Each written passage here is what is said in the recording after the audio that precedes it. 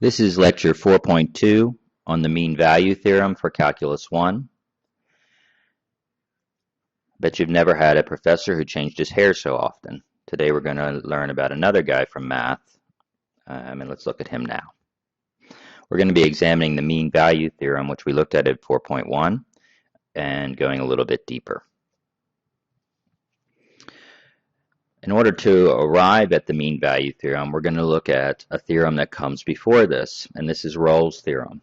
As you can see over here, this was first published in 1691 by another French mathematician, Michel Rolle, in a book entitled Méthode pour résoudre les égalités.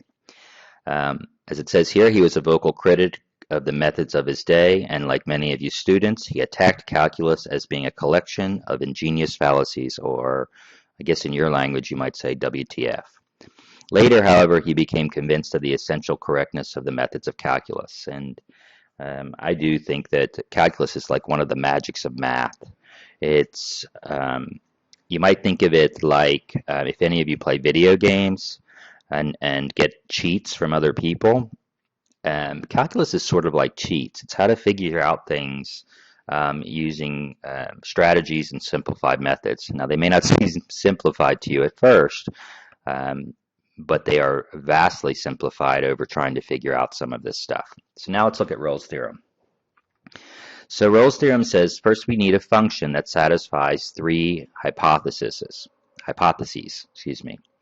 First, f has to be continuous on the closed interval ab.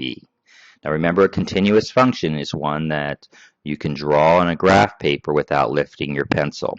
So every place between a and b, including a and b, since it's a closed interval, remember again, brackets here show that it's including the points a and b, it has values at a and b, that it's continuous between these points. So the graph has no holes, it has no asymptotes, etc. between a and b.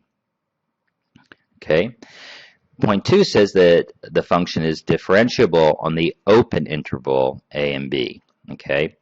Now the reason it says it uses an open interval here is because we're only looking between a and b, and since we don't really know what's happening before or after a and b, theoretically here, we can't really find the derivative at a and b, because we don't know if after or before a is it going down or going up, etc. So we don't include those points. We only include the values after the endpoints.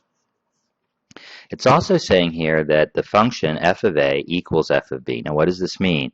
It means the y values are the same, right? So that wherever the graph starts at some y value later on at a, at some value later on at b, it's going to be that same y value. Okay, and we'll look at some graphs that kind of pictorially show this. I know it's not always easy to see, for me anyway, when I'm hearing someone talk about something, it's easier when we see it. And so we're going to get to see that in a minute, so just be patient. Okay, so if we have these three hypotheses, it's continuous, it's differentiable at every place, and the y values are the same at the beginning and ending, then there's a number c in AB, so this is the x values. There's some x between a and b where the derivative at that value is going to be equal to 0. Okay, now remember this is when the derivative is equal to 0, we just learned this is when we have a max or a minimum, and the slope is equal to 0, which means that the tangent line is horizontal. It's a horizontal line. Remember, when a slope is 0, that means we have a straight across line. So let's look at these now. So we have 4 different lines down here at the bottom. This is just Rolle's theorem up here. Rolle with that great wig. So the first line is just a horizontal line. So here we can see that the y values at a and at b are the same. And all this is saying is that there has to be some point c where the slope is a horizontal line. Well, the whole function is a horizontal line, so the slope is always going to be a horizontal line. So that's a given in this first diagram A. Now let's look at a curve that has a maximum in it. So we start at f of a, so the y value at a again is equal to the y value at b, but when we leave a, we're increasing. So in order for us to get back to that same y value, we're going to have to come back down. All right. So all this again is saying is that in order to get back to that same value, we're going to have some point along here, C, where again the tangent line is horizontal, so that the derivative is equal to 0, and you can see that. This will also work if we had a maximum and a minimum. So if we increased at A and then decreased well before B, we'd have to increase again to get back to that same Y value at f of B. Okay, so here we actually have two values of C that where the derivative is equal to 0, or we have a max and a minimum in this.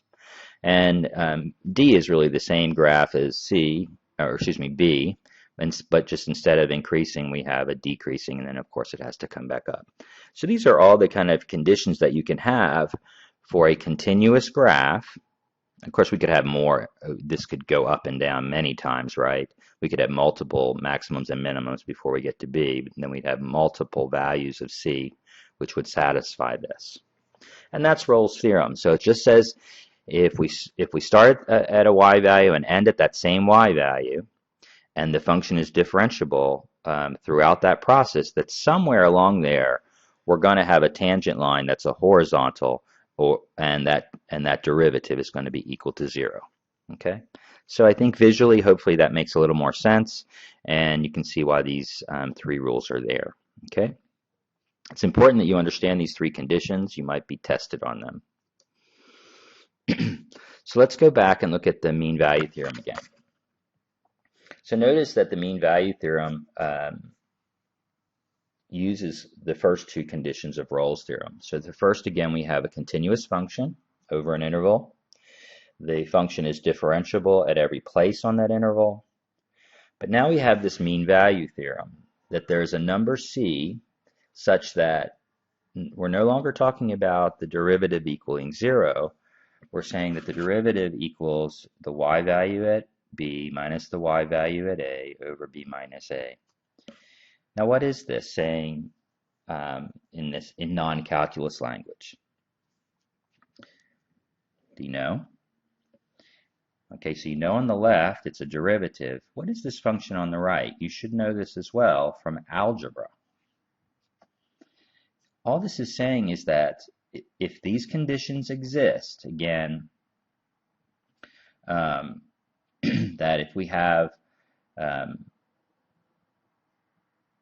lost my train of thought, sorry. If we have a closed interval and it's differentiable everywhere, that somewhere on that function between A and B, the derivative is going to be equal to the slope. And remember that a slope in algebra is equal to the average rate of change. So all this is saying is that as long as we have a closed interval, as long as we have derivatives at every point, at some point the instantaneous rate of change is going to be equal to the average rate of change. Now this may seem a little bit complex at this point, but it's really a simple concept and you can grasp it rather easily. Okay, so let's look at an example that hopefully makes this become extremely clear. Come on, example. So you're in Dallas and imagine driving 200 miles to Austin for South by Southwest, and that it takes you 4 hours to get there. What was your average speed? Now, how would you figure that out? This is really simple, right? What was your average speed? Well, how many miles did you drive? How long did it take you to get there? So your average speed in this case is 50 miles per hour. So all the mean value theorem is saying that at least one time on your journey, your actual speed, when you look down at your speedometer, had to be it had to be exactly 50 miles per hour. And you know this, right? So, if it took you 2 hours to get there, you know that at least one time you were driving at least 100 miles per hour. It's the only way it could have happened because, your average speed is again, the average. So normally you have values that are higher and values that are lower. So at some time, even just to reach the higher values, you had to go through that average value. And that's all the mean value is saying, is that at some point, if you have a continuous function, at some point on that function, the rate of change or the slope of a point will be equal to the slope between the 2 points, the average rate of change. And that's all it's saying. So, and that makes sense, right? Think about it. The mean value theorem, this is a way to remember it when you're testing or doing other stuff in future calculus classes. Mean means average, right? So the mean value theorem is saying that, again, at some point, your instantaneous rate of change is going to equal your mean or average rate of change. Let's look at it pictorially, and maybe this will help even more. Again, here you have the mean value theorem. And don't forget your slope formula, right? y2 minus y1 over x2 minus x1. So we have a function here, we have a curve, and we can see here the slope. You can visually see the slope between the 2 points. And all this is saying is at some point on this curve, that tangent line is actually going to be parallel or have the exact same slope. Okay, and again, hopefully with the last example, this is pretty clear. And again, here I've got in the second diagram, you can see even if we have multiple curves, and we saw this before with when the values of y were the same, because the slope between them, the slope between those 2 points, this is actually the same as Rolle's, right? Except that we had that the derivative would be equal to 0 because the slope between a and b, f of a and f of b, was equal to 0. So again, here we see 2 points where the slopes of the tangent lines are actually parallel to this to the line connecting the 2 points, which means these all have the same slopes. Remember, parallel lines have the same slope. So let's look at a problem and see how to do this. So we have a function x cubed minus x on the interval 0 to 2. Find a value x equals c that satisfies the mean value theorem. So all we're trying to do here is find a value for x where the derivative at that value of x is equal to the slope between these 2 points. Okay? So let's first find the average rate of change, which is our algebraic slope, or y2 minus y1 over x2 minus x1. Okay, y2 minus y1 over x2 minus x1. In this case, x2 is 2, x1 is 0. So we plug in the x value into our original formula, and we get 6. We plug in 0 into our original formula to get our y value at 0, and we get 0. And then we just subtract the x values, x2 minus x1. So we get 6 minus 0 over 2, which is equal to 3. So this was just finding the slope between these 2 points. These are x values. Remember, interval notation are x values. We're just finding the slope between 0 and 2. Actually, it would be, what would it be? 6, 2, and 0, 0 are the 2 points. We're finding the slope between those 2 points, and that slope is 3. The next thing we're going to do is find the derivative, because remember, the mean value theorem says the derivative is equal to the slope. So we need to find the derivative. Okay? Very simple derivative here. 3x squared minus 1. I'm not going to go through those steps. You should be able to easily find derivatives now.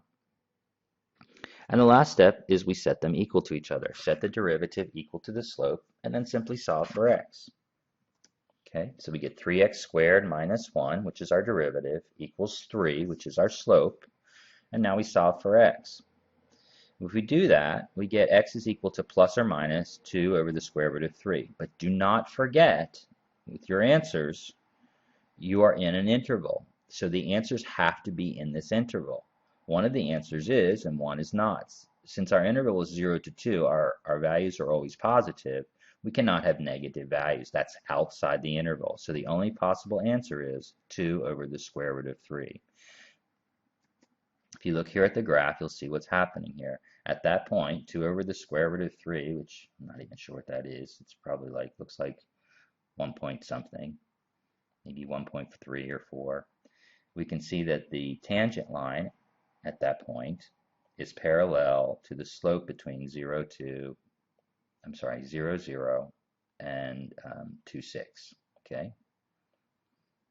So again, in here we found the y values by plugging in the x values.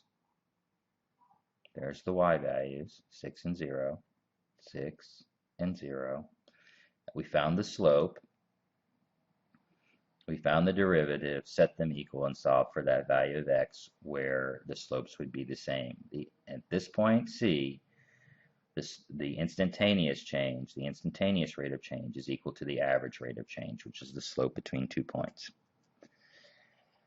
Let's look at a little bit different type of problem, and this often throws students off when we have the same concept but a different type of question. So it says, suppose that at x equals 0, y equals -3, right? F of 0 equals -3. When x equals 0, y, or f of 0, equals -3. And that the derivative of f of x is less than 5 for all values of x. So we know that the derivative is less than 5. So now we want to know how large can f of 2 possibly be. Okay, so now we're trying to figure out the y value when x is 2. We're going to do this very similarly. We're going to find the average rate of change. So we have y at 2 minus y at 0 over 2 minus 0. Here are our x values, 0 and 2 again, and here are our y values. Okay, now it gives us the y value at -3. Okay, or the y value at 0, excuse me, the y value at 0 is -3. So notice, now this is a common mistake students make. Remember, when you're dealing with subtraction, always pay special attention to polarity. And since f of 0 is -3, minus a -3 becomes +3. Now we don't know what f of 2 is, and this is actually what it's asking us. So we just leave that in there. And so this is our actual answer, f of 2 plus 3 over 2. The next thing we're going to do is find our derivative. Okay. Now our derivative in this problem is given to us, so we don't actually have to calculate anything. It tells us that it's always less than or equal to 5. Okay. Now remember, in the last problem what we did is we set the slope equal to the derivative. Well, we know that the slope, if we set these equal, what we're technically doing is saying that this slope has to always be less than or equal to 5, because it cannot be greater than that. Because then remember, by the mean value theorem, our derivative would have to be equal to that. So our slope here has to be less than or equal to 5 here as well. So although we have typically set these equal, we're still kind of setting them equal. So if we set f of 2 plus 3 over 2 is equal to f prime x, then notice that it also has to be less than or equal to 5. Now we have a simple inequality to solve, multiplying both sides by 2. We get f of 2 plus 3 that gets rid of the fraction is less than or equal to 10. And then we simply subtract 3 from both sides. So we know that f of 2 has to be less than or equal to 7. Now be careful, because technically this is the wrong answer. Because what does it say? How large can it be? So the answer would be the largest that f of 2 could be is 7. Okay, so this is a little bit of a shift in how we do the problem, but this is often how engineering kind of problems are solved, because we're looking at possibilities, maybe maximum possibilities. You might be looking at strength or some kind of constraints there. So how big can I make something, or how small can I make something given some constraints? Let's look at a couple related theorems or related concepts. It says here that if the derivative equals 0 for all x in the interval AB, then f is constant on AB. Okay. Well, this makes sense, right? It says if our derivative equals 0, we know that the tangent line at that point is a horizontal line, and if the derivative equals 0 for all the x's in this interval, then we know that all we can have is a horizontal line, because the derivative at every single point equals 0, which means this is a straight line. So this is the only possible graph. So the function is a constant if the derivative is 0 over that point. So this is just saying, again, we have a horizontal line if the derivative equals 0 for all values of x. This one's a little bit more complicated, and this is just saying, let's start with this. So let's look at each of the pieces.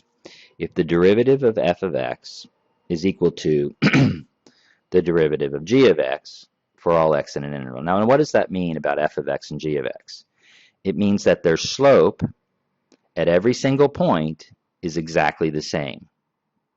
And what do we know about slopes that are the same? They come from parallel lines. So these two functions are parallel functions. Okay, so if we look at the graph, they're going to be parallel graphs. That means that they never connect. Okay, it doesn't mean that they're straight lines. Be careful. Parallel lines don't have to be straight. So these functions are parallel, that they never ever meet. They are, and this says that if we subtract f or g from f, that this will be a constant value. Well, that makes sense, right? Because parallel lines are going to keep the same distance apart. Okay. Another way of writing it is saying that f of x is equal to g of x plus a c, where c is a constant value. And there can be multiples. And you can see here, all of these are different functions that are parallel. And so notice again that every point on any of these graphs, let's say for example at x equals 2, they are all going to have the exact same slope. Okay, and they all are different by some variable of, or by some constant, not variable, by some constant.